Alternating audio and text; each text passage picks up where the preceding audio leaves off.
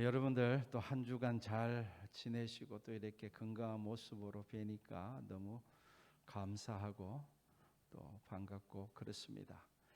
항상 주님이 주시는 은혜와 평강이 여러분의 삶 가운데 항상 있기를 축복합니다.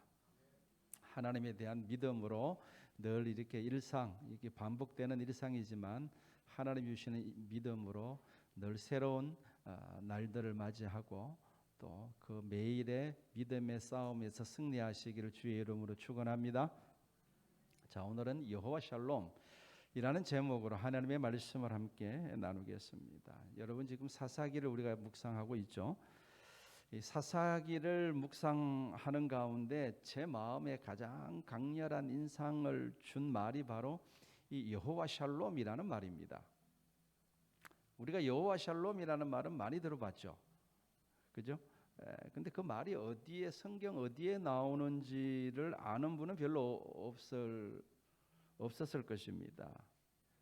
저도 마찬가지예요.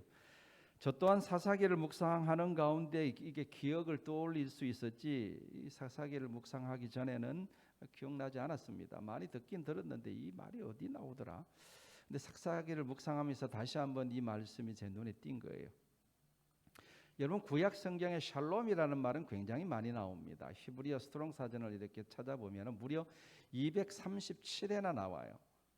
샬롬. 그래서 히브리 사람들 인사도 샬롬이죠, 그죠? 그리고 이 샬롬이라는 말이 굉장히 보편화되어 있고 굉장히 많이 쓰이는 단어예요. 그런데 여호와 샬롬이라는 말은 오늘 본문 딱 한 군데 나옵니다. 제가 어제 한 1시간 이상 시간을 들여서 다 찾아봤어요. 스트롱 사전을 찾아가지고 샬롬이라는 말이 나오는 구절을 거의 훑어봤는데 뭐 화평의 언약, 하나님께서 너희에게 평강을 주실 것이다 이런 말들은, 또는 뭐 이렇게 사람과 사람들 사이에 평강이 있다 이런 말들은 굉장히 많이 나오지만 여호와 샬롬이라는 말은 여기 딱 한 군데 나옵니다. 그래서 제가 주목을 하는 거예요. 여기 한 군데 나오기 때문에 이 여호와 샬롬이라는 의미를 우리가 정확하게 알려면은 기드온 이야기와 함께 살펴봐야 하는 겁니다. 자, 여호와 샬롬이라는 말이 나오게 된 배경을 먼저 함께 살펴보도록 하겠습니다. 자, 어느 날 여호와의 사자가 기드온을 찾아왔어요. 여기서 여호와의 사자는 여호와를 섬기는 천사를 가리키겠죠. 근데 여러분 본문을 자세히 보시면은 어떤 때는 여호와의 사자라 그랬다가 어떤 때는 여호와라 그랬다가 그럽니다. 11절을 보세요. 11절을 보시면은 여호와의 사자가 그러죠. 또 14절을 보세요. 14절을 보시면 여호와께서 그를 향하여 이르시되 그럽니다. 그러죠? 또 16절에도 여호와께서 그에게 이르시되 그럽니다. 그런데 또 20절에는 여호와의 사자가 그에게 이르되 그럽니다. 이게 왔다리 갔다리 하는 거예요. 어디에서는 여호와의 사자라 그랬다가 또 어떤 때는 여호와라 그랬다가 이게 왔다리 갔다리 한단 말이에요. 그래서 성경학자들은 여기 기드온에게 나타난 분이 삼위일체 하나님 중에 한 분이신 성자 하나님으로 보기도 합니다. 그러니까 예수님께서 이 기드온에게 나타나신 것으로 보는 거죠. 여러분 구약 성경을 보면요, 여기 외에도 여러 군데에서 예수님으로 추정되어지는 분이 여러 번 등장하는 것을 보게 됩니다. 그 대표적인 예가 바로 세 사람이 아브라함을 방문했을 때입니다. 창세기 18장에 나오는 이야기입니다. 하루는 날씨가 너무 무더워가지고 아브라함이 그 장막 문의 그 그늘에 앉아서 쉬고 있을 때 세 사람이 다가오는 거예요. 근데 아브라함은 그 세 사람을 보고 직감적으로 알았습니다. 저 사람들은 보통 사람들이 아니라 하나님의 천사라는 것을 알아챘어요. 그래서 그 천사들은 소돔성을 멸망시키기 위해서 찾아온 하나님의 천사들이었던 거죠. 아브라함이 그들을 알아보고 부탁하기를 그냥 지나가지 마시고 제가 음식을 대접할 테니까 음식을 드시고 날씨도 무더우니까 기운 내셔서 가시라고 그렇게 부탁을 합니다. 또 천사들이 그 아브라함의 부탁을 들어주네요. 그래서 아브라함이 급히 가가지고 하인들을 명령해가지고 송아지를 잡으라 그러고 음식을 이렇게 거하게 차려가지고 그 요리를 가져와서 대접합니다. 천사들이 아브라함이 대접해주는 그 음식을 먹으면서 묻습니다. 너의 아내 사라는 어디 있느냐라고 묻죠. 그리고 말하기를 내년 이맘때 우리가 다시 오게 될 텐데 그때 내 아내에게 아들이 있을 것이다 이렇게 예고를 합니다. 그 말을 멀리 있던 사라가 들었어요. 듣고 속으로 웃습니다. 내가 지금 나이가 몇 살인데 이 나이에 무슨 아이란 말인가 그러고 속으로 웃습니다. 근데 하나님 천사가 그걸 모를 리가 없죠. 왜 웃느냐? 사라가 왜 웃느냐? 라고 말씀하시면서 유명한 말씀을 하시죠. 여호와께 능치 못할 일이 있겠느냐라고 말씀하십니다. 사라가 그 이야기를 듣고 저 안 웃었는데요 라고 이야기를 하니까 네가 틀림없이 웃었다 이렇게 이야기를 합니다. 마치 친구처럼 이렇게 주거니 받거니 대화하는 이 장면이 굉장히 재미있는 하나의 에피소드죠. 그런데 이 이야기에 등장하는 세 사람들 중에 두 사람은 천사가 분명합니다. 왜냐 그러면 이제 아브라함에게 대접을 잘 받고 두 명의 천사가 떠나요. 그리고 한 명은 남습니다. 그리고 계속해서 아브라함과 대화를 이어갑니다. 근데 여기서 이게 두 명의 천사가 보좌하고 온 또 다른 한 명을 예수 그리스도 성자 하나님으로 보는 거예요. 왜냐 그러면은 거룩하신 하나님께서는 우리가 거룩하신 하나님을 가까이 할 수가 없습니다. 누구든지 죄인은 거룩하신 하나님을 만나는 즉시 죽어요. 그렇기 때문에 하늘 보좌에 계신 하나님이 오셨다고 볼 수는 없고 그래서 성자 예수님으로 그렇게들 보고 있는 것입니다. 자, 이야기가 딴 데로 샜는데 오늘 본문에서 기드온이 만난 분은 예수님이 분명합니다. 이걸 또 우리가 알 수 있는 대목이 부활하신 주님께서 제자들을 만나셨을 때도 기드온에게 했던 말과 똑같은 말을 하시기 때문에 그렇습니다. 자, 그러나 이제 또 이게 헷갈릴 수 있으니까 그냥 오늘 하나님이라고 지칭하도록 하겠습니다. 자, 하나님이 기드온을 찾아와서 큰 용사여 하나님께서 너와 함께 계시도다 이렇게 말씀하죠. 그때 기드온이 의구심을 나타냅니다. 하나님이 우리와 함께 하신다고요? 하나님이 함께 하시는데 어떻게 우리나라에 우리 민족에게 이런 재난이 닥칠 수가 있단 말입니까? 이렇게 묻습니다. 이게 늘상 우리가 묻는 질문이죠. 하나님이 함께 하신다고요? 하나님이 나와 함께 하시면 내한테 어떻게 이런 일이 일어날 수 있단 말입니까? 이거는 늘상 우리가 묻는 질문입니다. 당시 이스라엘은 미디안 사람들 때문에 심한 고통을 받고 있던 때였습니다. 미디안 사람들은 마치 메뚜기 떼처럼 몰려와가지고 생명을 앗아가기도 하고 농사 지어놓으면 싹 다 빼앗아가 버리는 거예요. 그러니까 이 이스라엘 사람들이 먹고 살 수가 있어야죠. 그리고 목숨도 위협받고 그래서 어쩔 수 없이 집에서 살지 못하고 산으로 도망쳐서 거기 굴에 숨어서 살기도 하고 또는 산에다가 산성을 지어서 자기 자신의 생명을 보호하며 그렇게 살고 있던 어려운 시대였어요. 오늘날 우리가 코로나 때문에 힘들다고 하지만 이때 당시 이스라엘 사람들이 당했던 고통에 비하면은 뭐 아무것도 아니겠죠. 하여튼 그렇게 어려운 시대 속에 지금 이 기드온도 지금 겨우겨우 밀을 이제 농사지어서 수확해가지고 타작을 해야 되는데 드러내놓고 타작을 할 수가 없어요. 발각되면 다 뺏기니까. 그러니까 포도주 틀에 숨어서 타작을 하고 있었어요. 포도주 틀을 여러분들 뭐 바구니로 생각하시면 안 되고 거대한 웅덩이로 보시면 됩니다. 거기 숨어가지고 이렇게 몰래 지금 타작을 하고 있는 거예요. 여러분 기드온을 보세요. 기드온은요 지금 현재 상태가 하나님에 대한 믿음이 다 바닥난 상태입니다. 하나님이 함께 하신다고요? 처음 하나님의 사자를 보자마자 물은 질문이 그거예요. 믿음이 다 바닥났어요.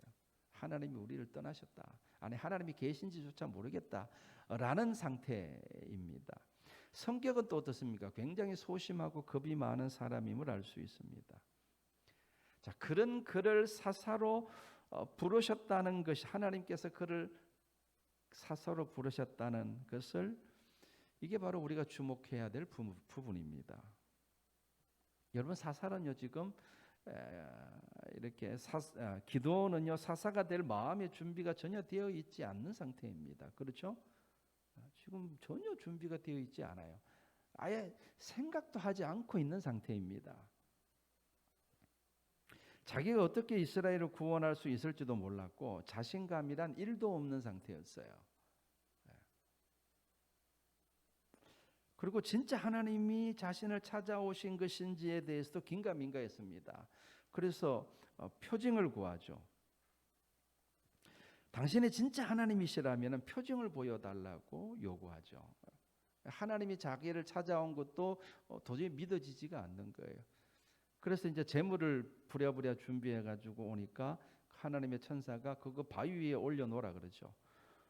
바위 위에 올려놓으니까 하나님의 천사가 이게 막대기를 이렇게 내미니까 바위 위에서 불이 올라와요. 이거 말이 안 되죠, 그죠? 바위 위에서 불이 올라와가지고 그 제물을 싹 다 태워버립니다. 이 기적이 일어난 거예요. 이거는 도저히 하나님이 아니시고는 하실 수 없는 놀라운 일이 일어난 것입니다. 근데 그런 엄청난 기적을 보면서 자신감을 얻기는커녕 더 두려움에 휩싸이게 됩니다. 큰일 났다 이제. 나는 이제 죽었다. 진짜 하나님을 봤으니까 나는 이제 죽은 몸이다. 더 큰 두려움에 휩싸이게 되는 겁니다. 그런 기도원에게 하나님이 하신 말씀이 바로 여호와 샬롬입니다. 여호와 샬롬. 23절을 보세요. 23절. 오늘 우리가 함께 읽은 23절을 보시면 여호와께서 그에게 이르시되 너는 안심하라 이렇게 말씀하죠. 이 너는 안심하라 이 말이 히브리어로 바요메르 예호와 샬롬입니다. 그에게 말씀하시기를 여호와 샬롬이다라고 하나님께서 말씀하신 거예요. 그걸 우리나라 말로 성경으로 번역할 때 안심하라 이렇게 의역을 한 것이지 원문에는 여호와 샬롬으로 되어 있어요. 하나님께서 기도원에게 그 두려워하는 기도원에게 죽을까봐 두려워하는 기도원에게 하신 말씀이 여호와 샬롬이라는 말씀을 하신 거예요. 그래서 그 이야기를 듣고 나서 그 하나님의 사자를 만났던 그 장소를 기드온이 뭐라고 불렀다고요? 여호와 샬롬이라고 부른 거예요. 여호와 샬롬이라는 말은 기드온이 지어낸 말이 아니라 하나님이 그 말씀을 먼저 하셨다는 게 중요합니다. 자, 이제 이 말씀의 의미를 좀 함께 생각해 보고자 합니다. 자, 보세요. 지금 하나님은요 미디안 군대를 물리치시고 이스라엘 땅에 평화를 주시겠다는 그 거창한 이야기를 말씀을 하시는 것이 아님을 알 수 있죠.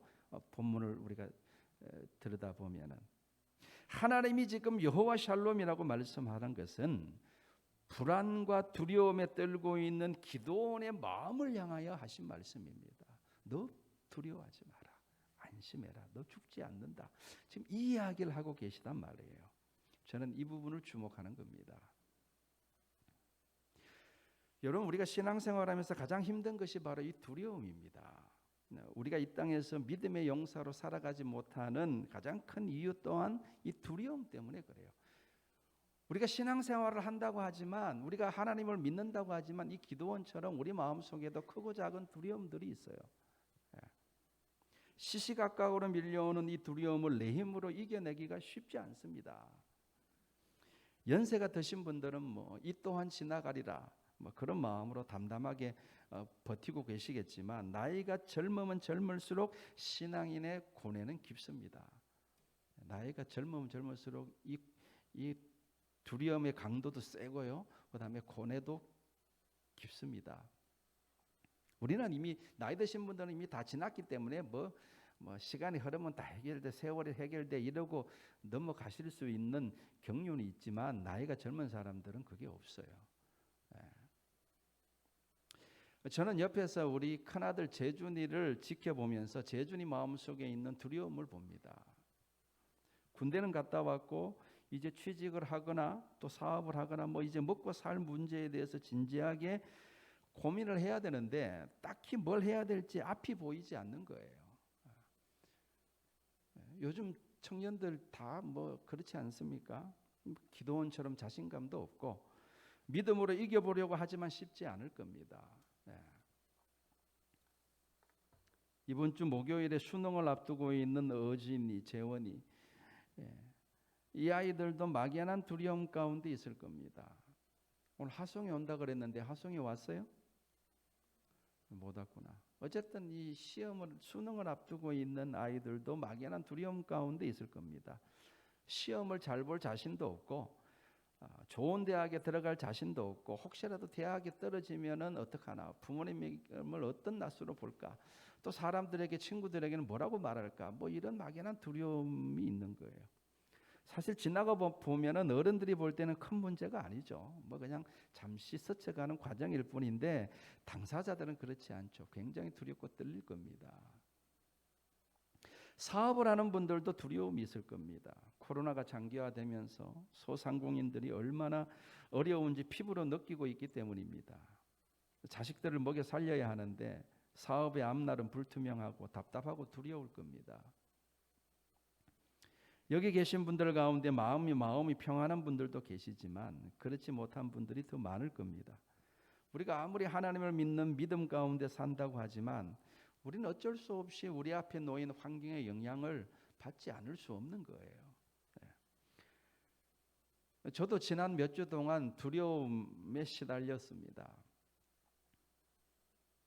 제가 막 두려워하고 싶어서 두려워한 게 아니라 그냥 이렇게 불쑥불쑥 밀려와요. 그게 새벽마다 기도하고 매일 말씀을 묵상하면서 힘을 내어서 이겨나가고는 있지만 그러나 이게 불쑥불쑥 제 마음에 밀려드는 그 두려움을 완전히 떨쳐버리지는 못하는 겁니다. 제가 가진 두려움의 실체는 노후에 대한 두려움이더라고요. 만약 내가 목회를 못하게 될 때는 뭘 하고 먹고 살아야 되지? 뭐 이런 두려움입니다. 갑자기 화가 나기도 하더라고요. 또 제가 벌써 나이가 50대 중반인데 제 나이에 모아둔 돈이 한 푼 없다는 게 이게 말이 됩니까? 집도 한 채 없고 저축한 돈도 한 푼도 없고 진짜 무소유를 실천하고 살고 있더라고요. 제가 지난주에 친척들을 만나고 왔는데 다들 잘 먹고 잘 살고 있더라고요. 저만큼 하나님을 잘 섬기지도 않는데 다들 재산들도 있고 뭐 노후 걱정 없이 사는 것을 보면서 난 지금까지 뭐 했나 뭐 이런 허무한 생각도 들기도 했습니다. 반평생을 주를 위해서 충성했는데 이렇게 빈털터리일 수가 있나, 10원 한 푼 없는 이런 빈털터리일 수가 있나 하는 생각에 하나님께 약간 섭섭한 마음이 들기도 했습니다. 그러나 제가 지난주에 설교한 내용처럼 저는 그런 믿음을 가지고 그냥 털어버리고 감사하면서 살려고 노력하고 있지만 불쑥불쑥 들어오는 그런 이런 마음들을 뭐 어쩔 수 없는 거죠. 인간들은. 마귀가 이렇게 우리를 흔들어 놓습니다. 여러분 주 예수님의 이름으로 물리치시기 바랍니다. 지금까지도 하나님의 은혜로 살았어요. 앞으로도 하나님의 은혜로 살게 될 줄로 믿습니다. 제가 이렇게까지 적나라하게 말씀드리는 것은 인간이란 어쩔 수 없이 두려움 가운데 살 수밖에 없는 연약한 존재임을 강조하기 위함입니다. 여러분 이 두려움을 칼로 무 자르듯이 싹 잘라서 도려내버리면 얼마나 좋겠습니까마는 그게 안 되죠. 마귀는 틈만 나면 우리 마음속에 두려움을 심어주기 때문에 그렇습니다. 자, 이제 예수님 이야기를 좀 나누겠습니다. 예수님이 십자가에 달려 처형당하셨을 때에 예수님을 따르던 제자들은 졸지에 낙동강 오리알 신세가 되고 말았죠. 예수님이 살아계실 동안에는 예수님을 앞세워서 호가호위하면서 어깨에 힘주고 돌아다녔어요. 장차 예수님이 예루살렘에서 왕이 되시면 한자리 할 거라는 기대감을 가지고 어깨에 힘이 잔뜩 들어간 채 그렇게 하여튼 돌아다녔습니다. 근데 예수님이 돌아가시니까 이젠 목숨을 위협받는 신세가 된 겁니다. 그래서 자기들끼리 모여서 숨어 있었습니다. 요한복음 20장 19절에 보면은 제자들이 유대인들을 두려워하여 모인 곳의 문들을 닫았더라 이렇게 말씀합니다. 그러니까 문을 꼭 잠그고 숨죽이고 숨어 있었던 거예요. 그 가운데 부활하신 예수님이 나타나신 거예요. 나타나셔서 부활하신 후에 제자들에게 나타나서 제일 먼저 하신 말씀이 뭐죠? 평강이 너희에게 있을지어다. 너희에게 평강이 있을지어다. 이 말씀을 제일 먼저 하셨어요. 예수님이 두려워하는 기도원에게 여호와 샬롬이라고 말씀하신 것처럼 똑같이 두려움에 휩싸여 있는 제자들에게도 여호와 샬롬을 명령하신 거예요. 놀랍지 않습니까? 여러분, 제자들이 부활하신 주님을 보고 얼마나 기뻤겠습니까? 그래서 막 기뻐가지고 난리도 아닌데 다시 한번 예수님이 말씀합니다. 너희에게 평강이 있을지어다. 아버지께서 나를 보내신 것 같이 나도 너희를 보내노라. 이렇게 말씀합니다. 그 말씀을 하시고 제자들을 향해서 숨을 내쉬면서 성령을 받으라 라고 말씀하시죠. 그리고 나서 너희가 누구의 죄든지 사하면 사하여질 것이고 누구의 죄든지 그대로 두면 그대로 있으리라. 여러분, 이 말씀이 하나의 흐름으로 한 맥락 속에서 예수님이 하신 말씀이에요. 자, 예수님의 말씀을 순서대로 묵상해 봅시다. 이 모두 다 여호와의 샬롬과 연관이 있는 말씀들입니다. 여러분, 주님은요 제자들을 세상에 파송하기를 원하셨어요. 그죠? 제자들을 부르시고 교육시키시고 훈련시키신 목적이 뭡니까? 다시 제자들을 세상에 파송하는 게 목적이에요. 여러분, 주님께서 저와 여러분들을 부르신 목적 또한 다르지 않겠죠? 우리를 세상에 파송하고 싶어 하시는 거예요. 그래서 세상의 빛과 소금으로 살게 하시는 것이 물결이와 종우를 향한 주님의 뜻이란 말이에요. 근데 지금 제자들은 세상으로 나갈 준비가 전혀 돼 있지 않아요. 두려움에 쌓여 있단 말입니다. 이 두려움에 사로잡혀 있는 한은 세상에 파송될 수가 없어요. 나갈 수가 없는 거예요.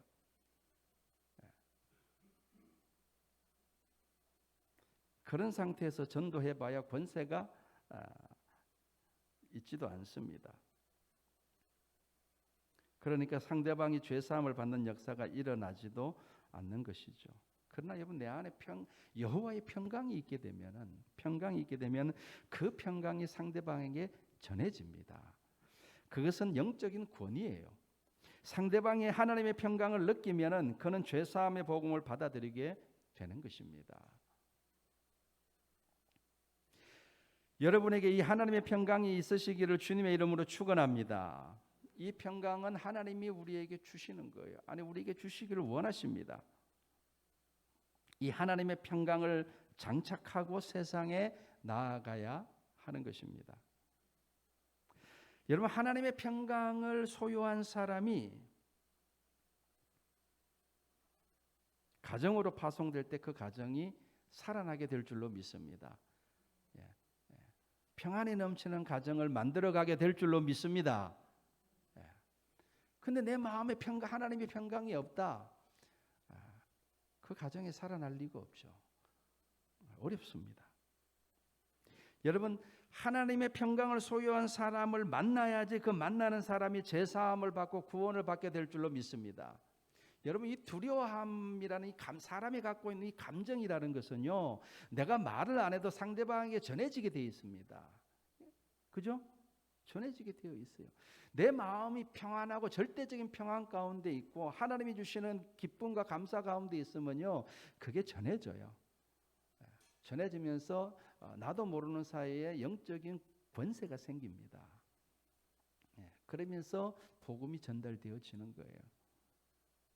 하나님의 평강을 소유한 사람이 가는 곳마다 영적인 어두움이 물러가고 그곳에 빛이 임하는 것입니다. 왜 그런 역사들이 일어나는 겁니까? 하나님의 평강은요, 권세이기 때문에 그렇습니다. 두려움을 몰아내는 하나님의 권세입니다. 불안과 염려를 몰아내는 하나님의 권세입니다. 죄인들의 아집과 강팍함을 녹여내는 하나님의 권세인 것입니다. 그래서 세상에 나아가고자 하는 그리스도인들은 이 하나님의 평강을 반드시 얻어야 되는 거예요. 하나님이 우리에게 주시는 가장 큰 선물이 바로 이 평강 샬롬입니다. 두려워하는 기도원에게 하나님께서 평강을 주시는 것 또한 이 평강을 가지고 있어야지 나아가서 용사로 쓰임받을 수 있기 때문에 그렇습니다. 자, 오늘 말씀을 듣는 가운데 여러분 가운데 하나님의 샬롬이, 주님의 평강이 임하시기를 축복합니다.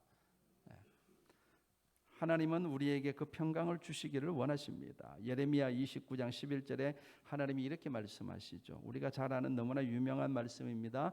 여호와의 말씀이니라. 너희를 향한 나의 생각을 내가 아나니 평안이요 재앙이 아니니라. 너희에게 미래와 희망을 주는 것이니라. 아멘. 이 말씀을 통해서 우리가 알 수 있는 게 뭡니까? 하나님은 우리에게 평안을 주시기를 원하시는 거예요. 하나님 마음 속에 있는, 하나님 속에 있는 그 절대적인 평강을 우리에게도 주시기를 원하시는 겁니다. 왜 주시기를 원하시는 거예요? 주님의 말씀에 의하면은 그래야지 세상에 파송할 수 있으니까.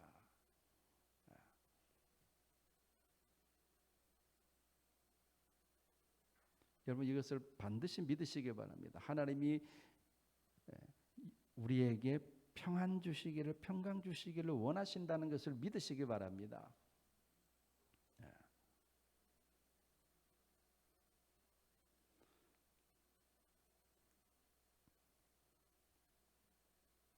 그래서 그 평강을 가지고 세상에 나아가서 세상을 구원하는 삶을 살아가실 수 있기를 주님의 이름으로 축원합니다. 아멘. 자, 함께 우리 통성으로 한번 기도하겠습니다. 오늘 말씀.